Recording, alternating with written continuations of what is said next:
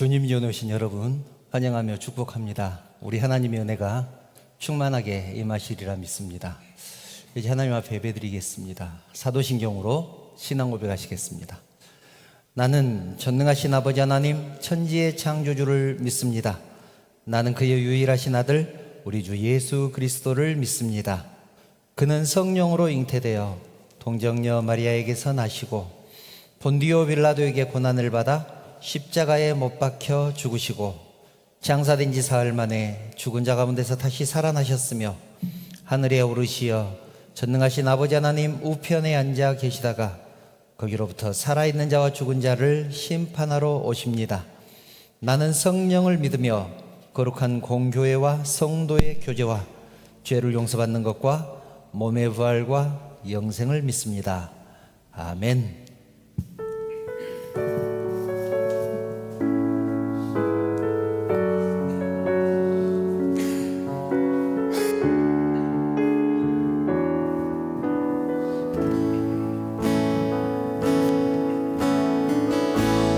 나의 기도하는 것보다 더욱 응답하실 하나님, 나의 생각하는 것보다 더욱 이루시는 하나님, 우리 가운데 역사하신 능력대로 우리들의 강구함을 넘치도록 능히 하실 주님께 모든 영광과 존귀 찬양과 경배를 돌리시어다.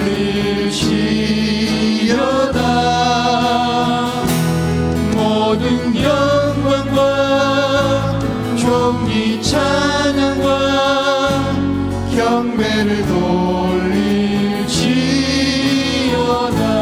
나의 기도하는 것보다 나의 기도하는 것보다 더욱 응답하실 하나님, 나의 생각하는 것보다 더욱 이루시는 하나님, 우리 가운데 역사하신 능력대로 우리들의 강구함을 넘치도록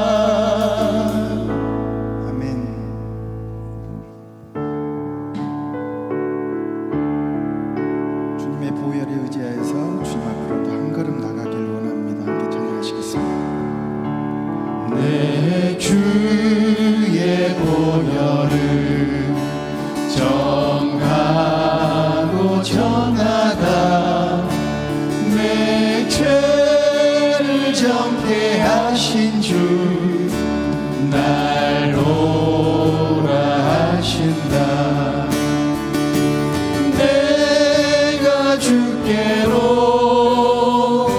지금 가오니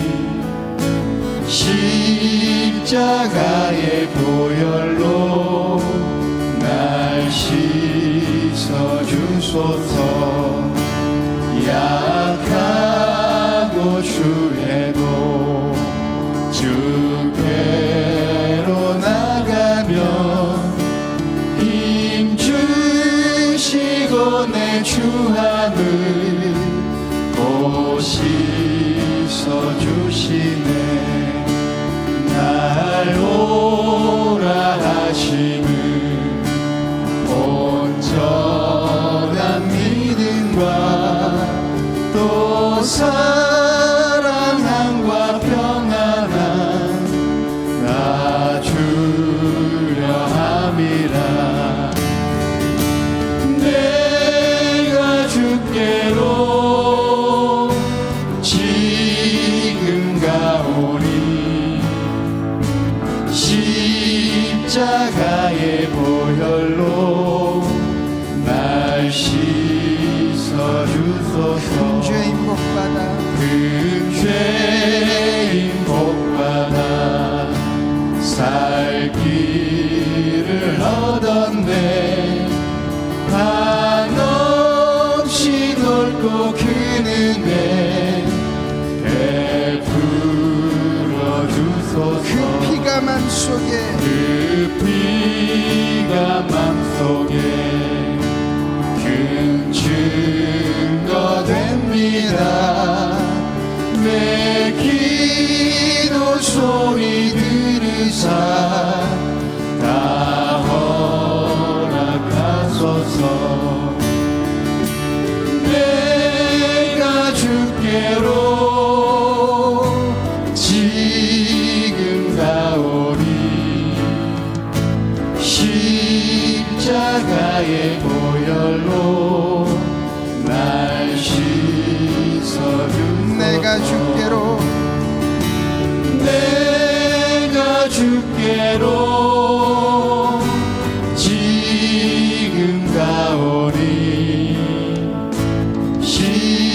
십자가의 보혈로 날 씻어주소서 나 주의 도움 받고자 주 예수님께 빕니다 그 구원 허락하시사 날 받아주소서 내 모습 이대로 내 모습 이대로 주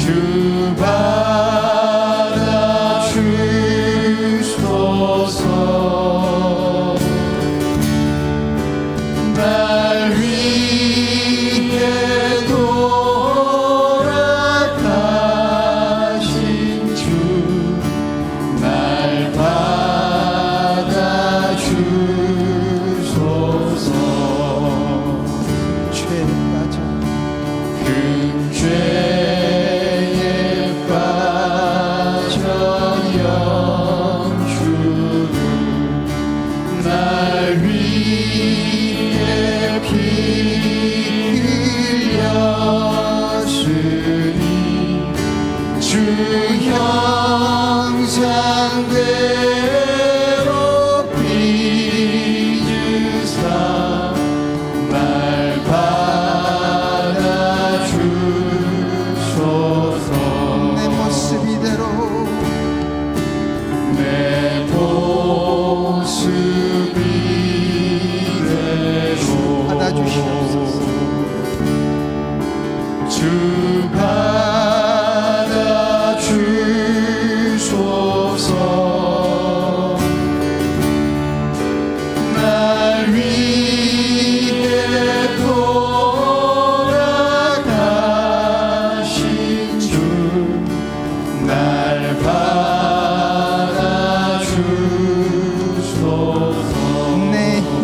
열심히 약하여 내 힘과 결심 약하여 늘 깨어지기 쉬우니 주 이름 부르러 구원해 날 받아주소서. 내 주님 서신 바랍니다. 내 주님 서신 바람에 나 굴러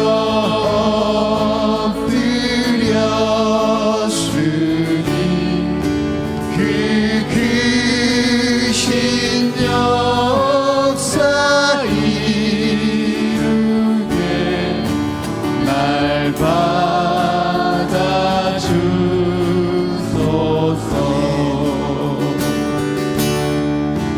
내 모습 이대로 주 받아주소서.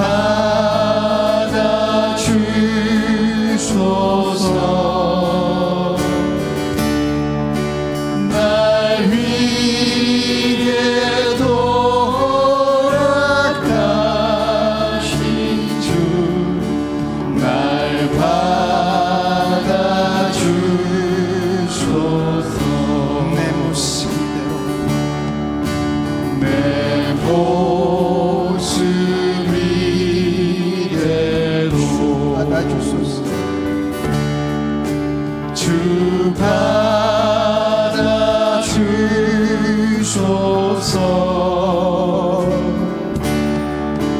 날 위해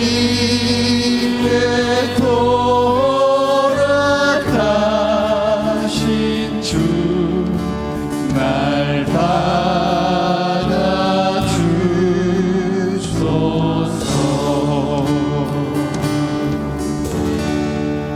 아멘.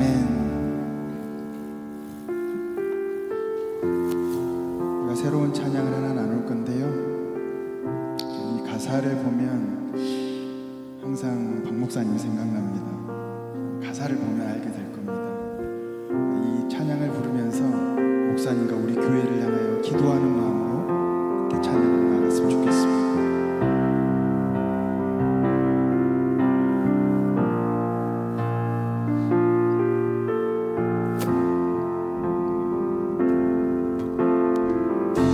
아픔 많은 세상에 주의 복음 들고 부르시 따라갑니다. 슬픔과 고통이 가득한 이 땅에 눈물을 닦아주려 어쩌면 내 삶을 전혀 돌볼 수 없을지 모르겠지만 나를 보내시고 무너진 그 땅에 내 생명 묻으소서. 주님의 나라가 세워지는 것이 나의 평생 소원. 주님의 교회가 이곳에 세워짐이 마지막 호흡이 끝이 날 때까지 나는 나가리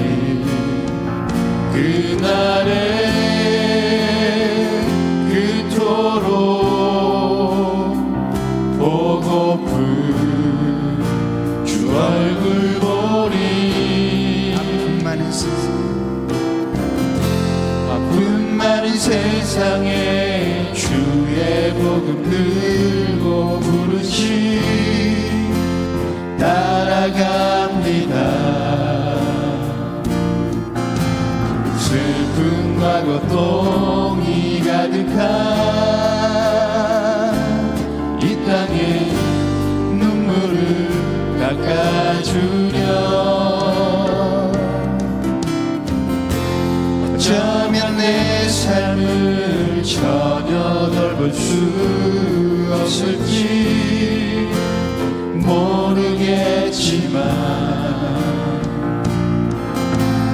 나를 보내시고 무너진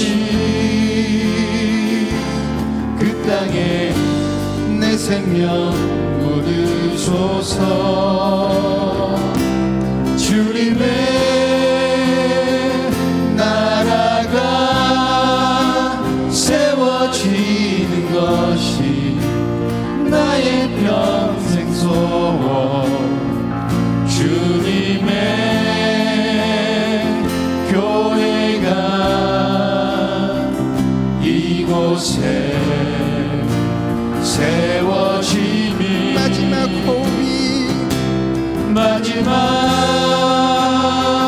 호흡이 끝이 날 때까지 나는 나가리. 그날에 그토록 보고픈 주 얼굴 보리. 어쩌면 내 삶을 전혀 돌볼 수 없을지 모르겠지만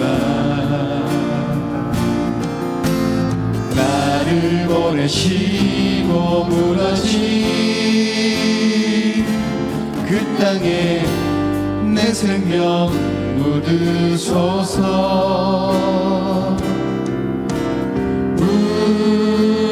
우리의 심령 주의 것이니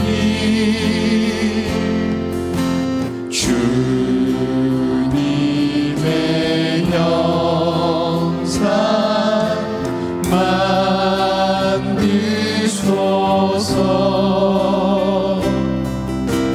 주인도 따라 살아갈 동안 사랑과 충성을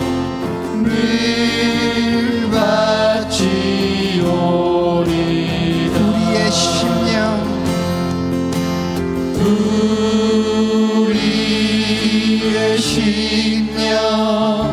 주의 것이니 주님의 형상 만드소서.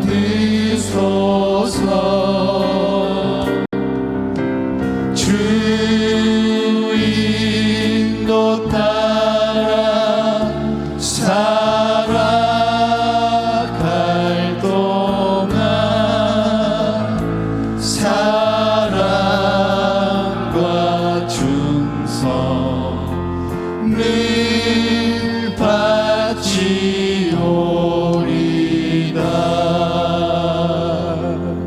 아멘. 우리 함께 기도로 사랑과 자비가 풍성하신 하나님, 하나님의 은혜를 감사를 드립니다.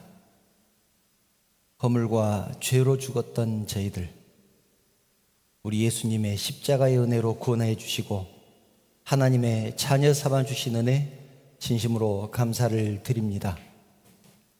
또한 귀한 주님의 날을 허락하여 주시고 세상에 흩어졌던 주의 백성들 주님 전으로 불러주셔서 하나님을 찬양하며 하나님을 예배하게 하시니 진심으로 감사를 드립니다.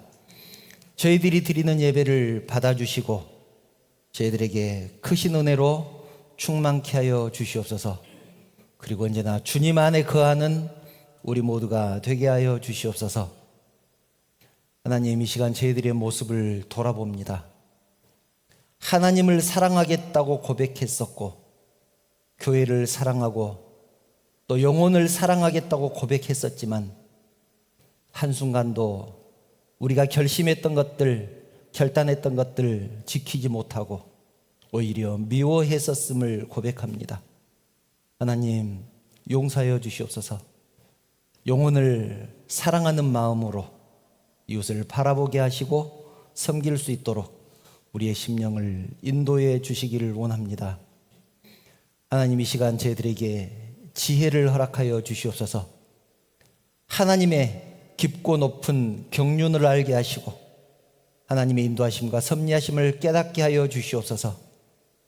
세상의 흥망성쇠 그리고 인간의 생사화복이 하나님의 손에 달렸음을 인정하고 온전히 깨닫는 저희들 되게 하여 주시옵소서. 하나님, 이곳에 우리 교회를 세우시고 지금까지 지키시고 인도하시니 감사를 드립니다. 주의 뜻을 세상 가운데 전하는 교회 되게 하여 주시옵소서. 사랑하는 주의 백성들, 하나님의 나라를 위해서 충성, 봉사, 헌신함으로 주의 영광을 위하여 쓰임받는 아름다운 교회로 세워갈 수 있도록 우리 하나님께서 축복하여 주시옵소서. 이 시간 마음과 정성을 다해서 드리는 우리 예배를 통하여 우리 하나님만 영광 받으시기를 원하오며 거룩하신 예수님의 이름으로 기도드리옵나이다. 아멘.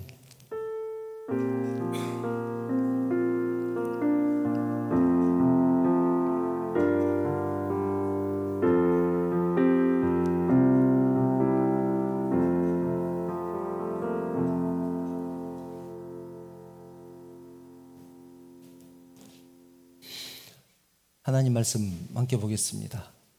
오늘 우리에게 주신 하나님 말씀은 요한계시록 2장 1절부터 5절 말씀입니다. 요한계시록 2장 1절부터 5절 말씀 제가 봉독하겠습니다. 에베소 교회의 사자에게 편지하라.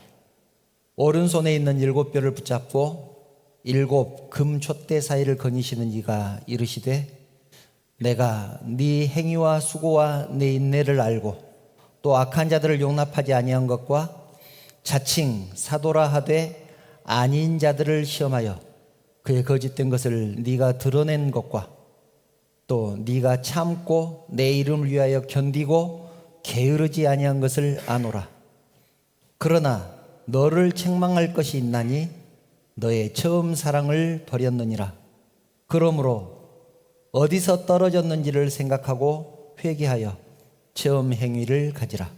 만일 그리하지 아니하고 회개하지 아니하면 내가 네게 가서 네 촛대를 그 자리에서 옮기리라. 아멘. 저하고 먼저 인사 나눌까요? 여러분 사랑합니다. 사랑합니다. 축복합니다. 옆에 분들과도 인사 나누겠습니다. 잘 오셨습니다. 사랑합니다. 축복합니다. 예. 우리는 흔히 초심을 잃지 마라 그런 말을 합니다. 초심을 잃지 마라. 또 사람은 의리가 있어야 된다 그런 말도 합니다. 처음 먹었던 마음 시간이 가도 변하지 말라는 그런 의미 아니겠습니까? 왜냐하면 처음에 가졌던 마음이 가장 순수하고 진실하기 때문에 그렇습니다. 그래서 그런지 몰라도 사람들은 처음이란 말에 굉장한 의미를 부여합니다. 요즘도 그런지 모르겠습니다만 드라마 같은 데를 보면 손톱에 봉숭아물을 드리고 첫눈이 올 때까지 기다립니다. 봉숭아물이 없어지기 전에 첫눈이 오면 소원이 이루어진다. 뭐 그런 소망 때문인 것 같습니다. 그래서 첫눈 오는 날 고백도 많이 하죠. 저는 그런 생각을 합니다. 하나님에 대한 의리, 하나님에 대한 의리를 믿음이라고 표현을 할 수 있겠다라는 생각을 합니다. 왜냐하면 세상 살아가다 보면 하나님의 그 마음, 하나님의 뜻을 저버릴 일들이 얼마나 많습니까? 그런데 그럼에도 불구하고 그 하나님에 대한 마음을 저버리지 않는 것이 세상적인 표현으로 의리 아니겠습니까? 그것을 믿음이다라고 생각을 합니다. 그리고 사람에 대한 의리는 신뢰 또는 사랑이라고 표현을 할 수 있을 것 같다는 생각을 합니다. 왜냐하면 사람의 감정이 그렇게 수시로 변하는데 하루에도 12번씩 변하는 게 사람 마음이라고 하잖아요. 그런데 어떻게 365일 매일 똑같이 한결같이 사랑할 수 있겠습니까? 때로는 좋을 때도 있고 나쁠 때도 있지 않겠습니까? 그럼에도 불구하고 그 마음이 변하지 않는 것, 그 마음에 대한 의리를 지키는 것, 그것이 사랑 아니겠는가, 그런 생각을 합니다. 사람과 사람의 만남, 참 설레는 일입니다. 그 중에서 첫 번째 만남이 가장 설레지 않을까라는 생각을 합니다. 그런데 분명히 첫 만남인데 어느 한쪽은 그 기억이 너무나 생생한데 나머지 한쪽은 기억조차 하지 못한 그런 만남이 있습니다. 어떤 만남일까요? 부모와 자녀의 만남입니다. 부모는 아기를 처음 봤을 때 그 상황을 생생하게 기억을 합니다. 아마 평생 잊지 못할 것입니다. 간호사가 분만실에서 아기를 처음 안고 나왔을 때의 그 모습, 어떻게 잊을 수 있겠습니까? 그런데 아기는 그것을 모르죠. 갓난아기가 어떻게 알 수 있겠습니까? 그래서 부모 자식 간의 사랑이 일방적인지 모르겠습니다. 정말 일방적이죠. 어느 정도냐면 이렇습니다. 세상의 모든 부모는 청년 시절이 있었습니다. 청년 시절에는 자기만을 위해서 꿈을 꿉니다. 자기만을 위해서 목표를 세우고 자기만의 야망을 갖습니다. 그리고 하나하나 꿈을 따져보면 그 꿈은 정말 원대합니다. 꿈을, 이 비전을 사과에 비유하면 사과 하나가 전부 자기 것입니다. 그런데 배우자를 만나게 되면 달라집니다. 배우자와 꿈을 나누게 됩니다. 이제는 사과 반쪽만 내 것입니다. 두 개가 합쳐져야 하나가 되기 때문에 그렇습니다. 그러다가 자녀가 태어나게 되면 그 꿈을 자녀하고도 나누게 됩니다. 그래서 3분의 1쪽이 내 것이 되었다가 4분의 1쪽이 내 것이 되었다가 심지어는 5분의 1, 6분의 1 그렇게 꿈이 쪼개지게 됩니다. 그렇게 꿈이 쪼개지다 보면 평범한 꿈, 평범한 목표가 되어버립니다. 그런 이유로 세상의 모든 부모는 평범한 사람이 되는 것입니다. 자기 꿈, 자기의 야망 이런 것들을 아내와 자녀들과 나누는 이유가 무엇일까요? 자기 것을 희생하면서 나누게 되는 이유가 무엇일까요? 남편만 그러겠습니까? 아내도 그렇죠. 남편을 만나기 전에 가졌던 꿈을 나누는 것입니다. 그렇게 나누는 이유, 사랑하기 때문에 그렇습니다. 사랑하기 때문에. 내 것을 포기하는 것이 전혀 아깝지 않을 만큼 사랑하기 때문에 그렇습니다. 나를 위해서 살겠다던 계획과 꿈이 분만실에서 막 나온 아기를 보는 순간 아기를 위해서 살겠다는 결심으로 바뀌게 되는 것입니다. 이렇게 첫 만남은 생각과 가치관과 인생을 변화시키는 힘이 있습니다. 그 만남, 첫 만남을 가졌을 때 그 마음, 그것을 저는 처음 사랑이라고 표현을 해봤습니다. 물론 성경에 있는 말씀이죠. 처음 사랑을 기억하라. 이 처음 사랑이 왜 중요한가 하는 말씀을 오늘 나누려고 합니다. 성경에도 처음 사랑을 잘 지켜서 축복을 받은 사람이 있습니다. 룻이라는 여인입니다. 룻기를 읽어보면 한편의 드라마를 보는 것 같습니다. 제가 간단하게 소개를 하겠습니다. 베들레헴에 엘리멜렉이라는 사람이 있었습니다. 엘리멜렉은 아내가 있었고 두 아들이 있었습니다. 아내의 이름은 나오미였고 아들의 이름은 말론과 기럨이었습니다. 그런데 베들레헴에 흉년이 들었습니다. 그래서 모압 땅으로 이사를 갑니다. 그런데 모압 땅으로 이사 가진 지 얼마 되지 않아서 이 엘리멜렉이 죽게 됩니다. 그러니까 나오미만 남게 되죠. 그리고 두 아들은 그곳에서 장가를 가게 됩니다. 큰 며느리 이름이 오르바고 두 번째 이름이 며느리 이름이 룻입니다. 룻이 주인공입니다. 그러니까 모압 여인과 결혼을 한 것이죠. 이방 사람과 결혼을 한 것입니다. 그렇게 10년 정도가 지났을 때 두 아들이 죽고 맙니다. 성경에는 왜 죽었는지는 기록되어 있지 않지만 두 아들마저 죽습니다. 타양 땅에 와서 시아버지와 두 아들이 죽고 시어머니와 두 며느리만 남았는데 그 땅에 흉년마저 들게 됩니다. 먹고 사는 것도 막막해진 것이죠. 참 나오미의 인생이 기구합니다. 나오미가 가만히 생각해 보니까 이래 주구나 저래 주구나 마찬가지라는 생각이 들지 않았겠습니까? 그래서 죽더라도 고향 땅에 가서 죽겠다 그런 생각을 하게 됩니다. 그래서 고향으로 베들레헴으로 돌아가려고 합니다. 그런데 막상 고향으로 돌아가려고 하니까 두 며느리가 마음에 걸렸습니다. 아들도 없는데, 그러니까 며느리 입장에서 남편도 없는데 자기를 따라오는 것이 미안하지 않겠습니까? 그래서 며느리를 불러서 친정으로 돌아가라고 합니다. 룻기 1장 8절을 보면 이렇게 기록되어 있습니다. 나오미가 두 며느리에게 이르되 너희는 각기 너희 어머니의 집으로 돌아가라. 너희가 죽은 자들과 나를 선대한 것 같이 여호와께서 너희를 선대하기를 원하며 이렇게 말을 합니다. 친정으로 돌아가라는 것이죠. 시어머니의 말을 듣고 큰 며느리 오르바는 친정으로 돌아갑니다. 그런데 둘째 며느리 룻은 끝까지 어머니를 따르겠다고 그렇게 고백을 합니다.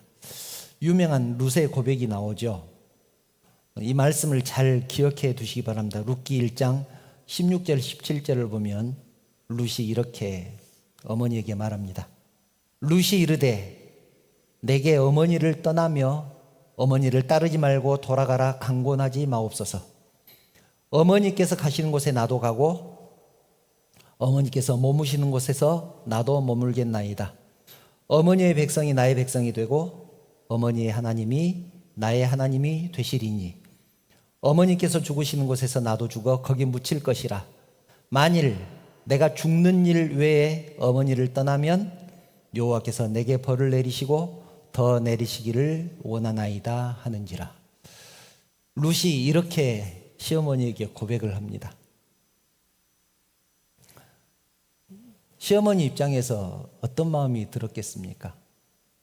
감사하기도 하지만 참 미안한 마음이 들었을 것 같다는 생각이 듭니다. 그리고 우리가 또 한 가지 살펴볼 것은 나오미가 신앙교육을 시켰는지 안 시켰는지는 모릅니다. 나오미의 모습을 보고 배우지 않았을까 그런 생각이 듭니다. 룻이 이방 여인이었잖아요. 하나님을 모르는 여인이었습니다.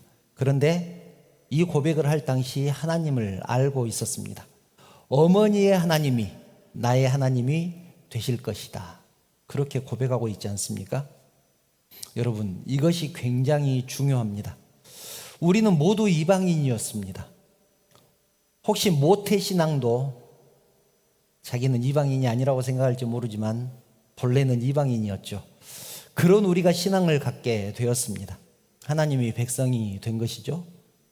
그래서 먼저 믿었다고 뻑일 것이 아니라 믿지 않는 사람에 대해서 우리는 고민을 해야 됩니다. 이스라엘 사람들이 이방인들을 배척했듯이 우리도 믿지 않는 사람을 배척하는 것이 맞는가? 아니면 나오미가 이방 사람이었던 룻에게 신앙적인 영향을 끼쳐서 하나님을 알게 했던 것처럼 우리도 실은 신앙적인 영향을 끼치고 사는 것이 맞는가? 우리는 고민해야 합니다. 성경에도 나중된 자가 먼저 되고 먼저 된 자가 나중된다라는 말씀이 있지 않습니까? 우리가 복음을 전해서 신앙적인 영향을 끼쳐서 그들을 하나님의 백성이 되게 하면 하나님께서 그들을 하나님의 백성으로 받아주실 것이다. 그런 말씀 아니겠습니까? 어쨌든 룻은 시어머니를 따라서 베들레헴으로 돌아옵니다.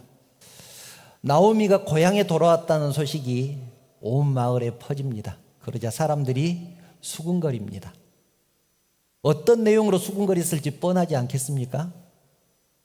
룻기 1장 19절을 보면 이렇게 기록되어 있습니다. 이에 그 두 사람이 베들레헴까지 갔더라.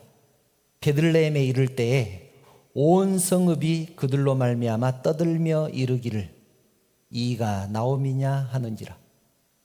온 성읍이 이 두 사람의 일로 시끌벅적했습니다. 수군수군했습니다. 그러자 나오미가 반응합니다. 뭐라고 반응하냐면 20절. 나오미가 그들에게 이르되 나를 나오미라 부르지 말고 나를 마라라 부르라. 이는 전능자가 나를 심히 괴롭게 하셨음이니라. 마라라고 부르라고 합니다. 마라는 히브리 말인데 쓰다라는 뜻입니다. 내 인생이 얼마나 쓰면 나오미라고 부르지 말고 마라라고 부르라고 그렇게 말하겠습니까? 베들레헴에 돌아올 때 나오미의 심정이 어땠을지 그냥 상상할 수 있는 대목 아닙니까?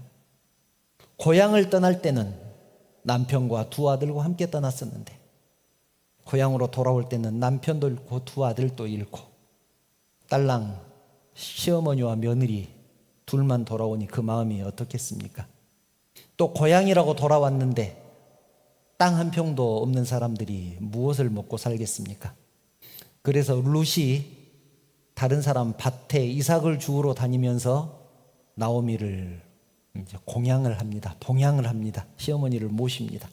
꼭 우리나라 옛날 얘기 같지 않습니까? 시어머니를 위해서 일하러 다니는 며느리, 전설의 고향 같습니다. 그러던 중 어느 날 우연히 보아스라는 사람의 밭으로 일을 하러 가게 됩니다. 룻기 22장 3절을 보면 이렇게 기록되어 있습니다. 룻이 가서 베는 자를 따라 밭에서 이삭을 줍는데 이 설명을 잠깐 드리면 밭에서 일을 하는데 남자들이 낫을 들고 곡식을 베고 앞으로 쭉 나갑니다. 그리고 이제 곡식다들 묶으면서 나가죠. 그러면 여자들이 뒤를 따라가면서 흘린 곡식을 줍는데 그것을 이삭이라고 합니다. 흘린 곡식을 줍는다. 그 일을 룻이 하고 다녔습니다. 그런데 그 밭의 주인이 누구였냐면 보아스였다는 것입니다. 룻이 가서 베는 자를 따라 밭에서 이삭을 줍는데 우연히 엘리멜렉의 친족 보아스에게 속한 밭에 이르렀더라. 엘리멜렉이 누구였습니까? 자기의 시아버지였죠. 모압 땅에 가서 죽었던 자기 시아버지의 이름이 엘리멜렉이었습니다. 보아스는 엘리멜렉의 친척이었는데 그 밭으로 가서 일을 하게 되었다. 그런 얘기입니다. 이 보아스라는 사람이 가만 보니까 처음 보는 여인이 자기 밭에서 일을 하고 있습니다. 그래서 종에게 묻습니다. 저 소녀가 누구냐? 종이 대답합니다. 이 소녀는 나오미와 함께 모압 지방에서 돌아온 모압 소녀인데 이삭을 죽게 해달라고 부탁해서 그렇게 하라고 했습니다. 종이 그렇게 대답을 합니다. 그러자 보아스가 룻에게 말합니다. 룻기 2장 8절. 내 딸아 들으라. 이삭을 주우러 다른 밭으로 가지 말며 여기서 떠나지 말라. 내가 다른 사람에게 너를 건드리지 말라 하였느니라. 목이 마르거든 그릇에 가서 소년들이 기러온 것을 마실지니라. 선대를 하죠. 호의를 베풉니다. 보아스는 룻에 대해서 이미 알고 있었던 것 같습니다. 룻이 너무나 고마워서 왜 나에게 이런 은혜를 베푸십니까? 그렇게 물어봅니다. 그러자 보아스가 대답합니다. 네가 시어머니에게 행한 모든 것을 내가 알고 있다. 시어머니에게 행한 모든 것을 내가 알고 있다. 여호와께서 네게 보답하시기를 원하며 이스라엘의 하나님 여호와께서 네게 온전한 상 주시기를 원하노라. 보아스가 이렇게 대답합니다. 시어머니에게 행한 모든 것을 내가 알고 있다. 그리고는 자기 곁에 와서 밥도 같이 먹자고 하고 종들에게 룻이 곡식을 많이 주워갈 수 있도록 일부러 곡식을 흘려주라고 그렇게 말을 하기도 합니다. 이건 성경에 그대로 나와 있는 내용입니다. 일부러 많이 흘려주라. 룻이 많이 주워갈 수 있도록.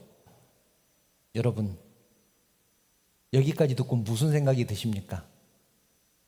보아스가 룻을 마음에 들어하는 것 같지 않습니까? 처음부터 여인으로 사랑했는지 아니면 시어머니를 생각하는 그 마음에 감동했는지는 모르지만 마음에 들지 않으면 어떻게 그런 모든 호의를 베풀 수 있겠습니까?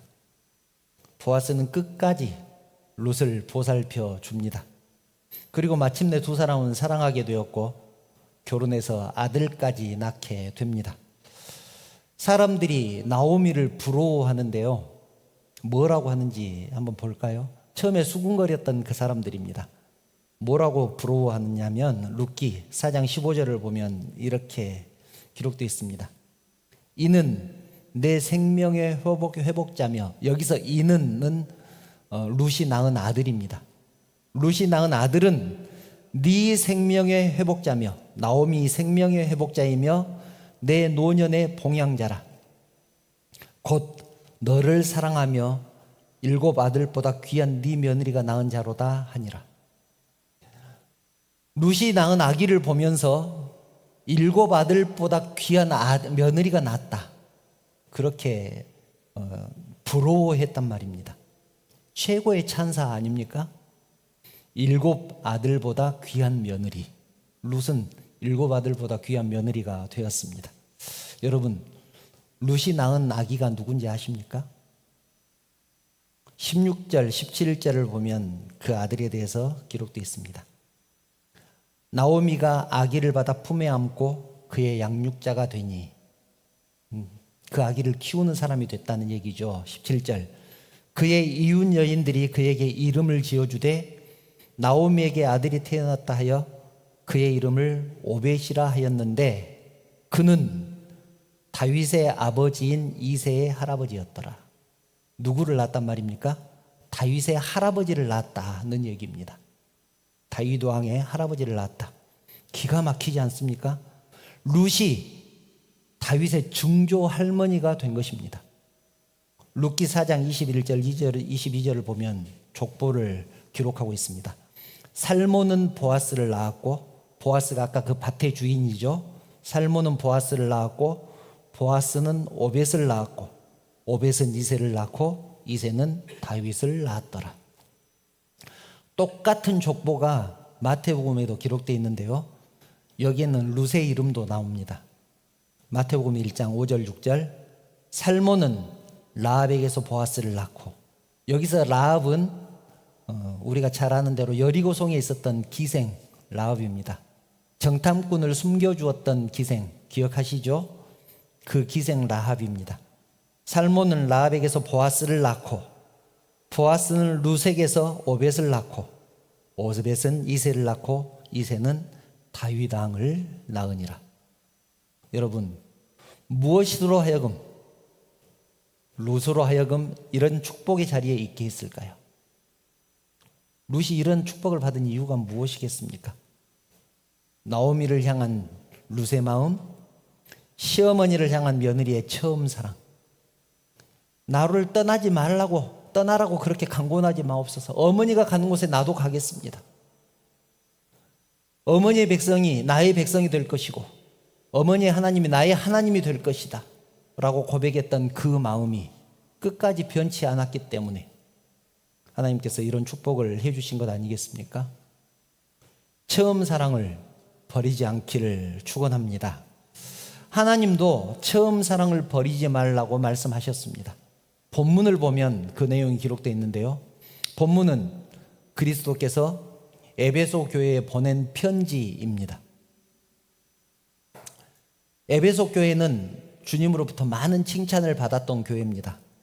본문 2절 3절을 보면 칭찬받은 내용들이 쭉 나와 있는데요, 그 행위와 수고와 인내가 칭찬받을 만했다. 또 악한 자들을 용납하지 아니한 것, 거짓 사도를 구별해낸 것, 그리고 주의 이름을 위해서 견디고 게으름 부리지 않는 것, 이런 것들이 칭찬받을 일이었다고 그렇게 기록되어 있습니다. 그런데 에베소 교회가 책망받을 일도 했습니다.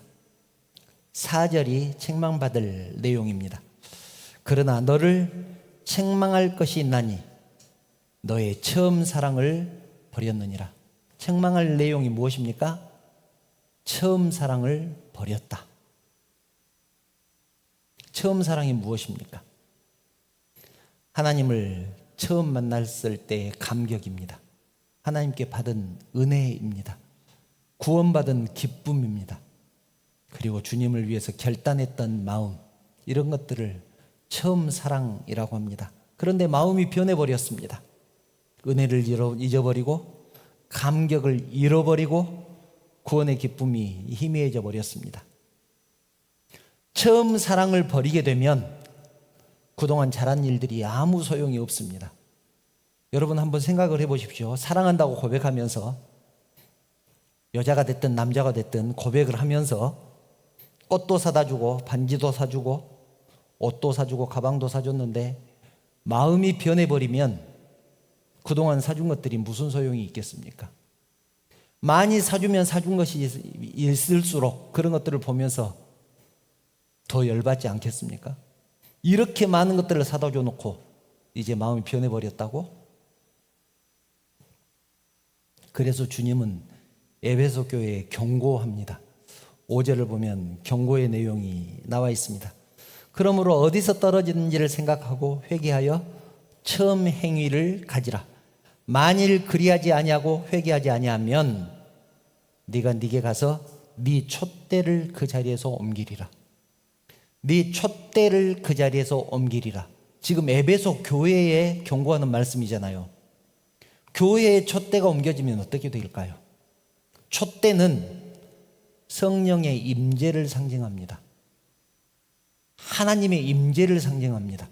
그런데 하나님의 임재가 없는 교회, 그것이 교회이겠습니까?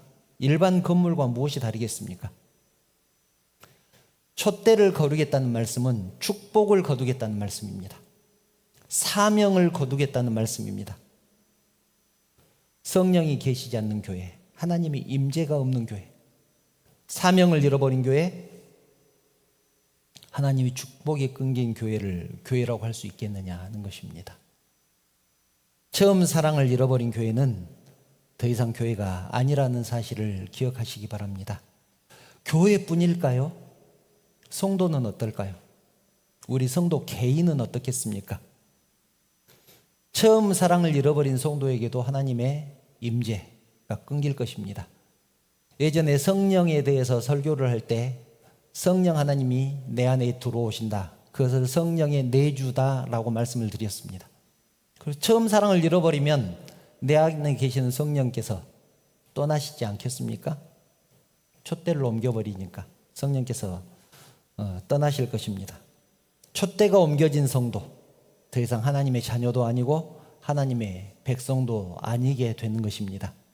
더 이상 하나님의 축복도 없고 하나님의 사역도 맡겨주시지 않을 것입니다. 그런 인생을 축복받은 인생이라고 할 수 있겠느냐는 것입니다. 하나님은 우리에게 거룩한 이름을 4개를 주셨습니다. 베드로전서 2장 9절을 보면 우리에게 주신 이름이 나와 있는데요. 그러나 너희는 택하신 족속이요, 우리를 택하신 족속이라고 말씀합니다. 또 왕같은 제사장들이요, 거룩한 나라요, 그의 소유가 된 백성이다, 그렇게 말씀을 하십니다. 하나님은 택하신 족속, 택하신 족속이라는 말은 택하신 민족, 그런 의미도 있죠. 왕같은 제사장, 거룩한 나라, 하나님의 백성, 이렇게 4개의 거룩한 이름을 주셨습니다. 예수를 믿으면 우리에게 이런 이름을 주시겠다라고 약속하신 것이죠. 우리가 거룩한 것은 하나님께서 거룩하다고 선언해 주셨기 때문에 우리가 거룩한 것입니다. 그런데 십자가의 은혜를 잊어버리면, 첫사랑을 잃어버리면 어떻게 되겠습니까? 그때도 여전히 우리를 거룩하다고 하시겠습니까? 그렇지 않다는 얘기죠. 우리에게 주신 저 이름들을 거두어 가신다는 얘기입니다. 얼마나 무서운 얘기입니까? 축복의 이름을 거두어 가실 것입니다. 이제는 더 이상 택하신 족속도 아니고 왕같은 제사장도 아니고 거룩한 나라도 아니고 하나님의 백성도 아니다.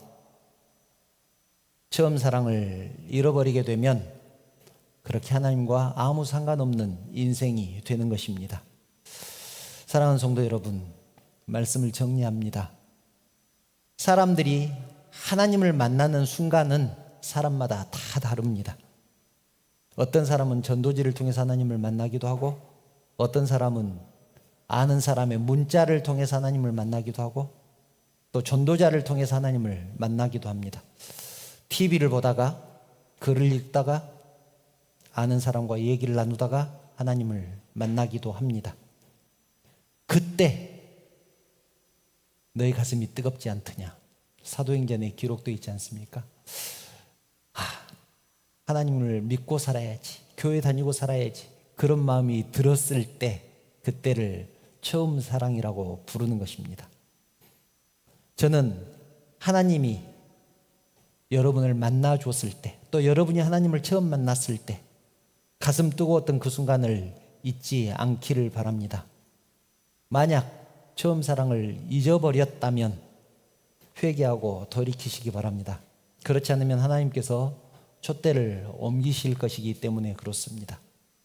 롯이 축복받은 이유, 자기가 고백한 대로 살았기 때문입니다. 처음 사랑을 잃지 않고 어떤 고난 속에서도 자기가 고백했던 것을 지키며 살았기 때문에 그렇습니다. 룻의 고백을 다시 한번 소개합니다. 내게 어머니를 떠나며 어머니를 따르지 말고 돌아가라, 강권하지 마옵소서. 어머니께서 가시는 곳에 나도 가고 어머니께서 머무신 곳에서 나도 머물겠나이다. 어머니의 백성이 나의 백성이 되고 어머니의 하나님이 나의 하나님이 되시리니. 이 말씀을 읽으면서 보니까 어머니의 백성이 나의 백성이 되고, 이 말처럼 된 것 같습니다. 다윗 왕을 낳았잖아요. 다윗 왕은 만 백성의 왕이 됐잖아요. 그래서 어머니의 백성이 나의 백성이 되고 라는 고백대로 된 것 같습니다. 또 어머니의 하나님이 나의 하나님이 되시리니 어머니께서 죽으시는 곳에서 나도 죽어 거기 묻힐 것이라. 만일 내가 죽는 일 외에 어머니를 떠나면 여호와께서 내게 벌을 내리시고 더 내리시기를 원하노라. 이 고백이 우리 모두의 고백이 되기를 바랍니다. 처음 사랑을 버리지 말고 고백한 대로 끝까지 인내하고 충성함으로 하나님의 모든 축복을 받아 누리는 저와 여러분들 되시기를 주님의 이름으로 축원합니다. 찬양하신 후에 기도의 자리로 나아가겠습니다. 나의 피난처 예수 함께 찬양하겠습니다.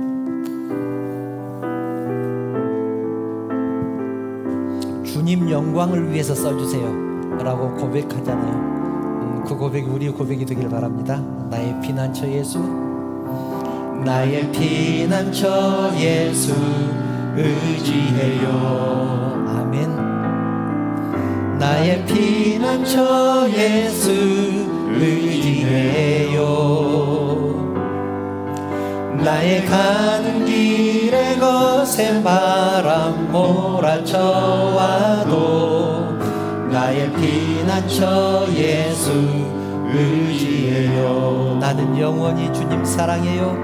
나는 영원히 주님 사랑해요.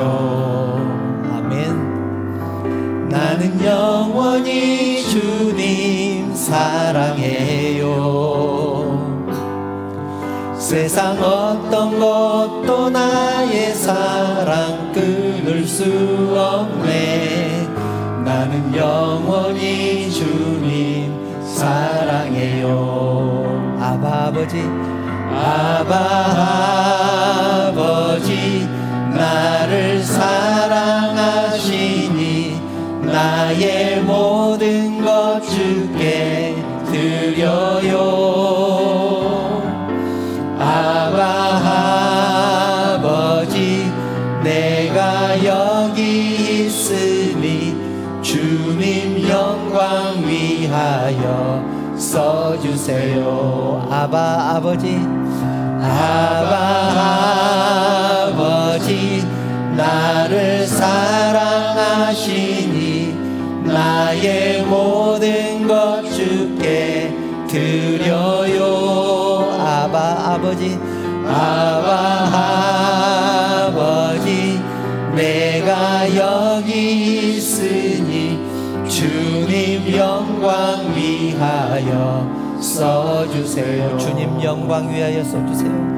주님 영광 위하여 써주세요. 아멘. 사랑하는 성도 여러분, 우리는 지금까지요 수없이 하나님을 사랑한다고 고백했습니다. 하나님을 위해서 모든 것을 바치겠다고 고백했습니다. 나의 열정과 나의 젊음과 나의 시간, 나의 노력, 나의 물질, 심지어 나의 생명까지도 주님을 위해서 바치겠다고 고백했습니다. 그런데 세상 살다 보니 고백한 대로 살지 못할 때도 있었습니다. 정말 열심히 노력했지만 나의 연약함과 부족함 때문에 결심한 대로 행하지 못할 때도 있었습니다. 그런데 여러분, 간절히 바라기는 처음 고백했던 그 마음 변치 않기를 바랍니다. 비록 내가 연약해서, 내가 부족해서 고백한 대로 살지 못한다고 할지라도 그 마음만은 변치 않기를 바랍니다. 주님을 사랑한다고 고백했던 그 마음, 주님을 위해서 살겠다고 결단했던 그 마음 잃어버리지 않기를 바랍니다. 그래서 이 시간 이렇게 기도했으면 좋겠습니다.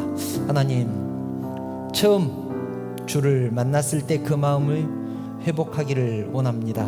회복하게 하여 주시옵소서. 주의 사랑을 깨달았을 때 감격을 회복하게 하여 주시옵소서. 주를 사랑하겠다고 고백했었고 주를 위해 살겠다고 고백했었던 그 마음을 회복하게 하여 주시옵소서. 혹시 그 마음을 잃어버렸다면 회개하게 하시고 다시 회복시켜 주시옵소서. 이 기도 제목을 가지고 하나님 앞에 간절한 마음으로 나가겠습니다. 함께 기도드리겠습니다. 하나님 도와주시면 감사합니다. 나의 마음을 회복시켜 주시옵소서. 아버지께서 인도하여 주시옵소서.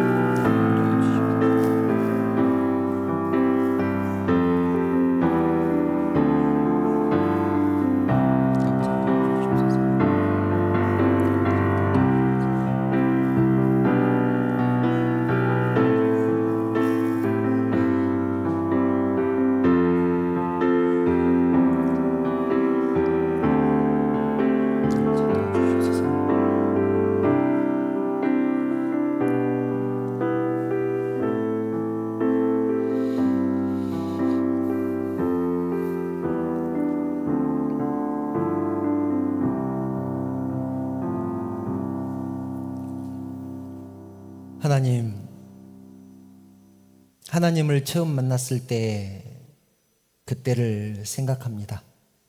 하나님의 사랑을 처음 깨달았을 때 그때를 기억합니다. 너무나 감격해서 울며 불며 하나님을 위해서 살겠다고 결심했던 때를 기억합니다.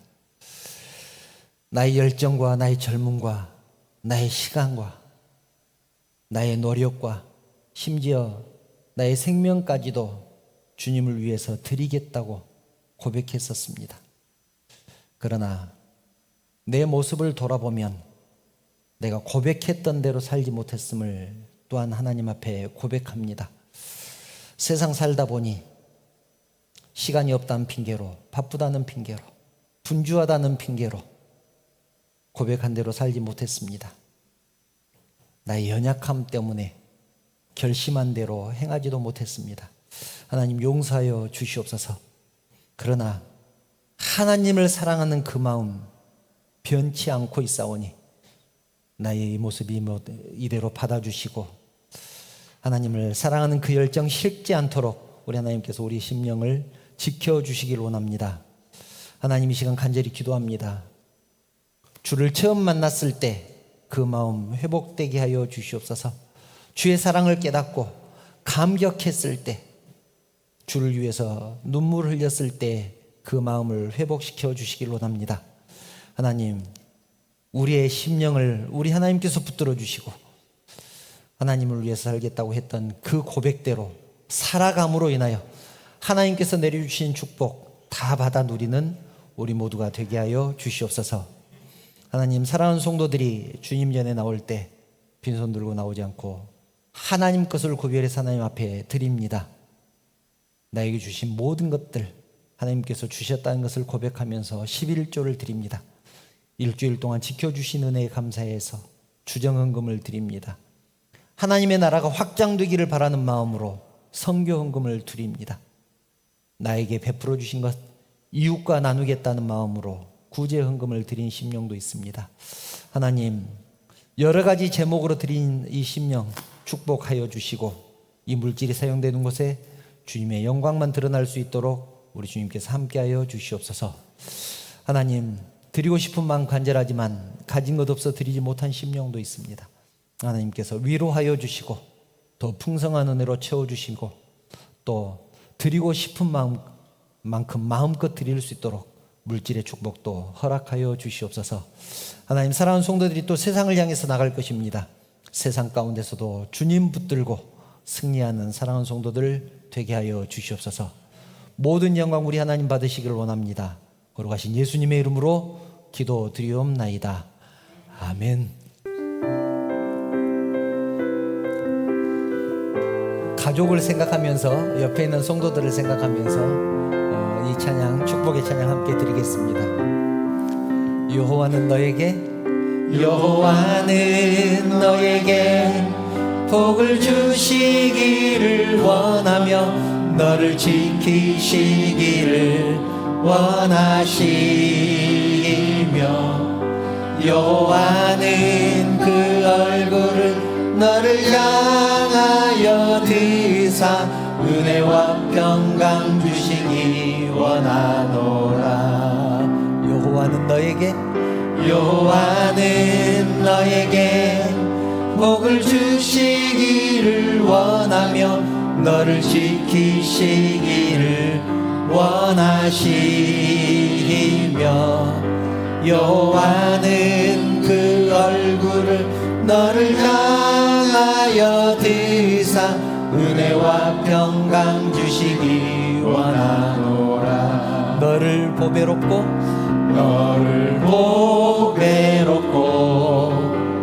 존귀하게 여기시는 하나님이 네 삶 속에서 이 약속을 신실하게 이루시니 땅이 기름진 것으로 하늘에 신령한 것으로 너를 복주시고 지키실 하나님이 너의 영혼 잘 되도록 은혜 베푸시며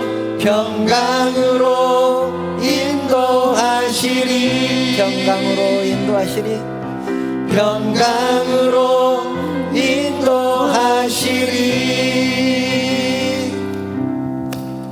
우리 주님 예수 그리스도의 은혜와 하나님의 그 크신 사랑하심과 감동하시고 감화하시고 위로하시고 충만하신 성령의 교통하심이 처음 사랑을 기억하고 하나님을 처음 만났을 때 그 마음을 잃지 않음으로 하나님의 모든 축복을 받아 누리기를 소망하는 사랑하는 성도들 머리 위에, 그 가정과 자녀들 위에, 하시는 사업과 직장 위에, 그리고 우리 언약교회 위에, 이 나라 이 민족 위에 지금부터 영원토록 함께 있을지어다.